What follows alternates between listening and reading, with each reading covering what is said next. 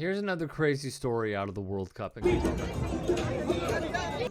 So basically, I'm going to turn down the volume. So basically, this guy who some said was a reporter, others said was a fan, he had a flag.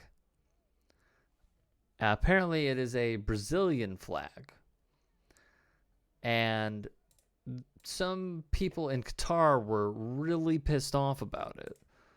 And what they did was they took it, and apparently the guy suffered abuse because of it. They threw it on the ground. They put their feet on it. They stomped on it. And here is him also. His name is Victor Pereira. He is a journalist, actually. And he then went through what happened. He shows off the flag, which has a rainbow on it. But basically, this is from where he is from. And he's talking about what occurred. And it's sad to me. But at the same time, it's really not surprising. And the reason it's not surprising is because FIFA decided to give the World Cup to Qatar. This is what Qatar has done. This is what they will continue to do. The repression of gay rights, the harassment of the LGBTQ plus community, the write-ups from Human Rights Watch going over the grave and depressing details of, and here's another shot of the flag, where he writes, they even picked up the flag, threw it on the ground, some intervened, softened the sitch. The video in which I recorded what they did to the flag was mandatory to delete.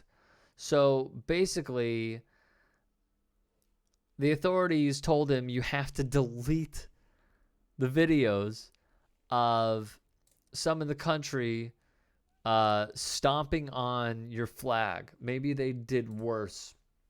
Don't know.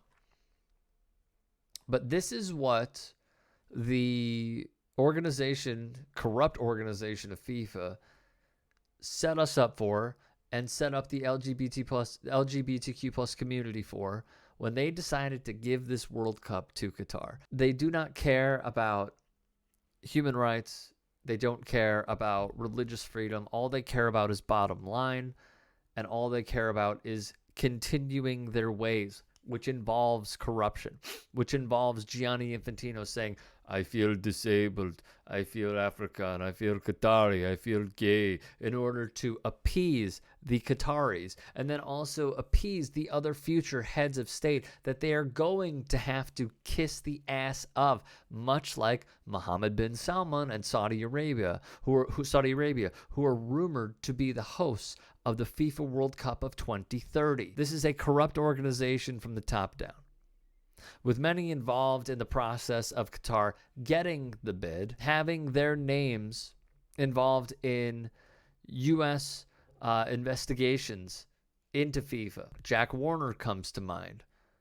If you haven't seen the Netflix miniseries on the World Cup and FIFA, Al-Tawadi was allegedly involved in bribing African members of FIFA into voting for Qatar. This is the end result. And it is not stopping. It is not going to get better. It is going to get worse. But what we have to do is continue to cover these things, because not everyone is paying attention. We have to continue to outline these atrocities so everyone is put on game. Because if we don't, and you continue to stay silent, then you are siding with the oppressor. And we cannot afford to do that, especially for the oppressed and marginalized, period.